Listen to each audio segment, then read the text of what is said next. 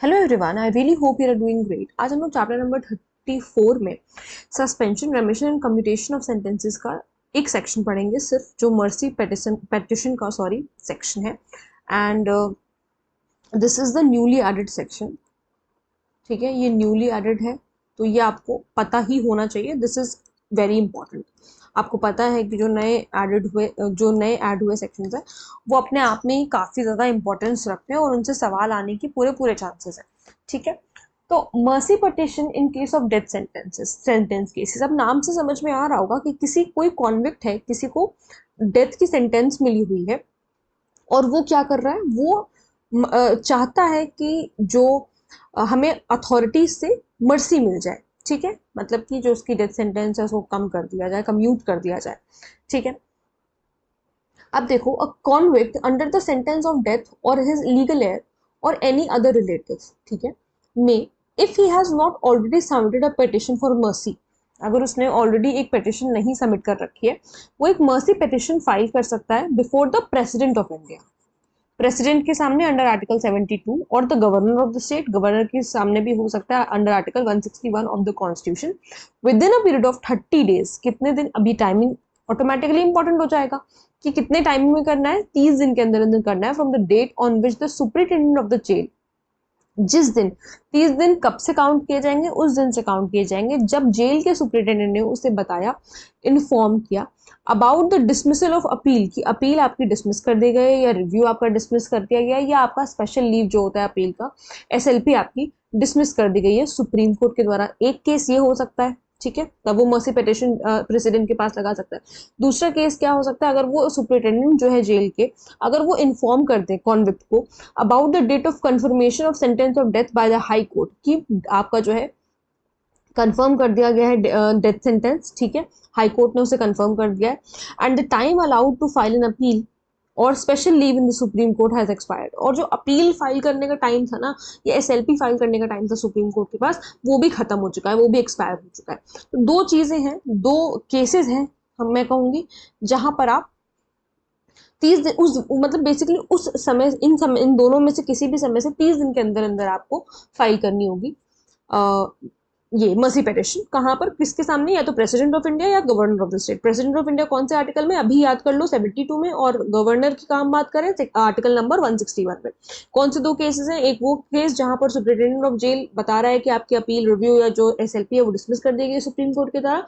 ये दूसरी बात कि आपका डेथ सेंटेंस कंफर्म कर दिया गया है हाई कोर्ट में, आपका मतलब कि कॉन्विक्ट का। ठीक है, अदरवाइज मत लेना इसे। ठीक है, जो कॉन्विक्ट है, अगर सुप्रिटेंडेंट ये बता दे कॉन्विक्ट को कि आपका जो डेथ सेंटेंस है वो हाई कोर्ट ने कंफर्म कर दिया गया है और कंफर्म कर दिया है, और जो आपका टाइम था अपील करने का या एसएलपी करने का वो भी एक्सपायर हो गया है। ठीक है, अब देखिए, तो पेटिशन अंडर सबसेक्शन 1 में initially be made to the governor. शुरू में आप ऐसा कर सकते हो, इनिशियल स्टेज क्या हो सकती है कि आप गवर्नर को पहले कहो, गवर्नर को मतलब पेटिशन करो, एंड ऑन इट्स रिजेक्शन, या जब उसको डिस्पोज कर दे गवर्नर, तो पेटिशन जो है वो प्रेसिडेंट को फिर करी जा सकती है। मतलब बेसिकली एक कह रहे हैं कि इससे पहले हाई कोर्ट जाओ, फिर उसके बाद सुप्रीम कोर्ट जाओ। तो वही चीज है, पहले गवर्नर के पास जाओ, अगर गवर्नर ने रिजेक्ट कर दिया है तो आप जाओ प्रेसिडेंट के पास within a period of 60 days, 60 दिन के अंदर अंदर।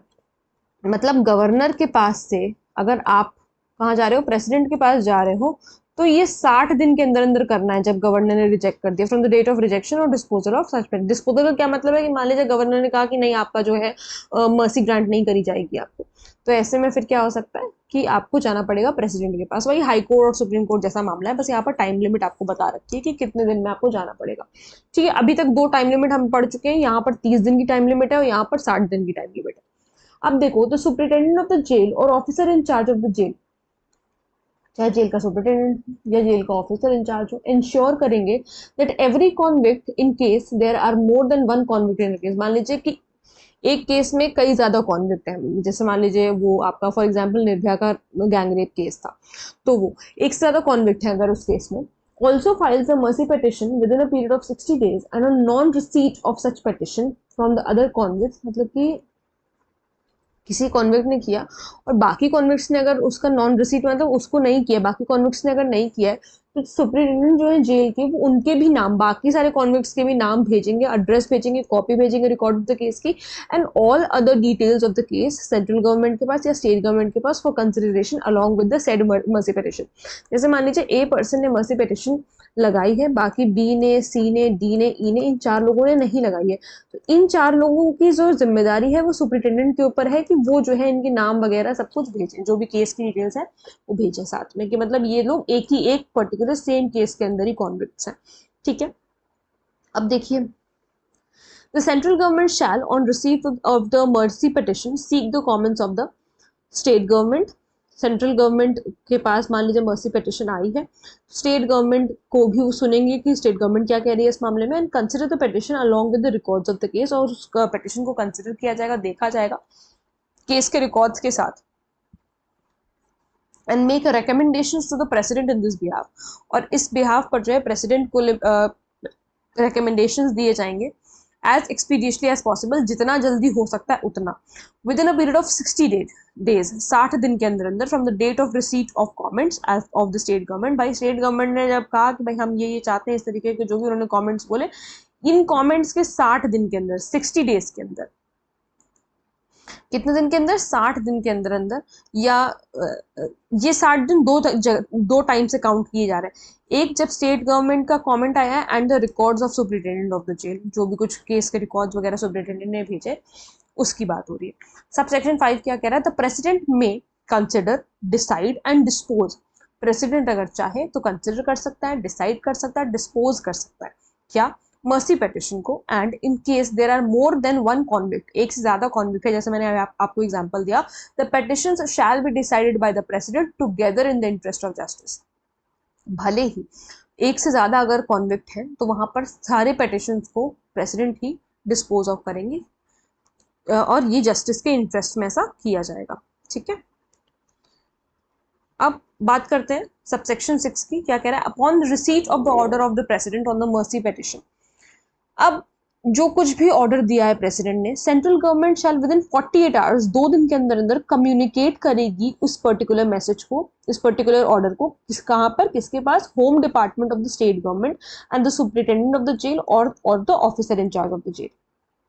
ठीक है, 2 लोगों को बताया जाएगा, होम डिपार्टमेंट को, या home department of the state government या सुपरिटेंडेंट, एंड देखो होम डिपार्टमेंट, ठीक है, एंड लगा है सुपरिटेंडेंट, और अगर जेलर है तो in charge of the jail.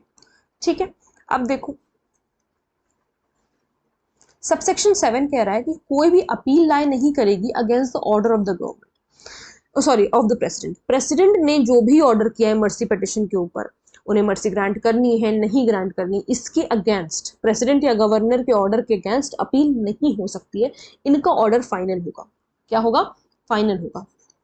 And any question as to the arriving of the decision by the president or the governor shall not be inquired into in any court। अब यहाँ पर president और governor की आप कहो तो एब्सोल्यूट पावर दी गई है कि यहाँ पर आप प्रेसिडेंट और गवर्नर ने जो भी कुछ, जिस भी वजह से, जिन भी रीजंस की वजह से वो किसी भी निष्कर्ष पर पहुंचे हो मर्सी पिटिशन के, चाहे वो दे रहे हो चाहे वो ना दे रहे हो मर्सी पिटिशन, क्वेश्चन नहीं किया जाएगा किसी भी कोर्ट। ठीक है, ना इंक्वायर किया जाएगा, आप उसको क्वेश्चन नहीं कर सकते, कोर्ट में उसकी इंक्वायरी नहीं हो सकती है। तो ये बहुत इंपॉर्टेंट प्रावधान है, इसे ध्यान रखना।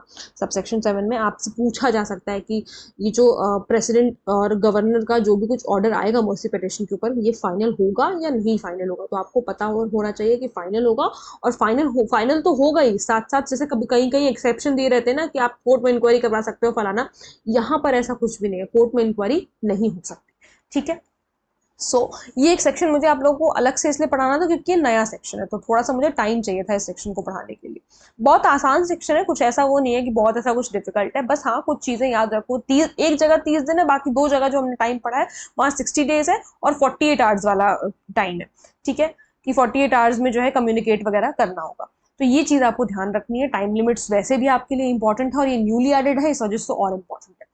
इसको याद कर लो अभी, अगर याद कर लोगे तो ज्यादा बेटर होगा। आर्टिकल भी याद कर लेना कि 72 में प्रेसिडेंट का दे रखा है और 161 में गवर्नर का दे रखा है। अगर कोई प्रॉब्लम है, कोई अगर डाउट है, कोई चीज नहीं समझ में आई है, तो आप मुझसे कमेंट सेक्शन में पूछ सकते हैं। मिलते हैं नेक्स्ट वीडियो में। Thank you so much.